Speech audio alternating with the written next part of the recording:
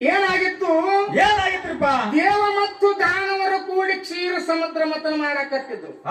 ಮೇರಗಿರಿ ಪರ್ವತ ತಂದು ಕಡಗೋಲು ಮಾಡಿದ್ರು, ವಾಸುಕಿ ಶೇಷಣ್ಣ ತಂದು ಹಗ್ಗ ಮಾಡಿದ್ರು. 33 ಕೋಟಿ ದೇವತೆಗಳು 66 ಕೋಟಿ ರಾಕ್ಷಸರು ಕೂಡಿಕೊಂಡು ಸಮುದ್ರ ಮತನ ಮಾಡುವ ಕಾಲಕ್ಕೆ ಏನಾದ್ರಿಪ್ಪ? ಏನಾಗಿತ್ತಪ್ಪ ಅಂದ್ರೆ 14 ರತ್ನಗಳು ಅಲ್ಲಿ ಹುಟ್ಟಿದ್ವು. ಮೃಗಪುತ್ರಿ, ಧನ್ವಂತರಿ, ಚಂದ್ರ, ಪಾರಿಜಾತ, ಉಚ್ಚೈಸ್ರವ, ಐರಾವತ, ಹರಿಧನಸ್ಸು, ಮಧ್ಯ ಕಾಮಧೇನು, ಕೌಸ್ತುಭಮುನಿ, ಕಾಲಕೋಟ ವಿಷ. ಅದನ್ನ ಶ್ರೀಹರಿ ಏನ್ ಮಾಡ್ದೇನ್ರಿಪ್ಪ? ಇವ 14 ರತ್ನಗಳನ್ನ ತಗೊಂಡು ಬರೋ ಹೊತ್ನಾಗ ಕಾಲಕೋಟ ಹರಿವಿ ಹೊಡಿತಾರೆ. ಕಾಲಕೋಟ ಹರಿವಿ ಹೊಡೆದಾಗ ಇವ್ರ ಗಂಗಾದೇವಿ ಏನ್ ಮಾಡಾಕತ್ಲು?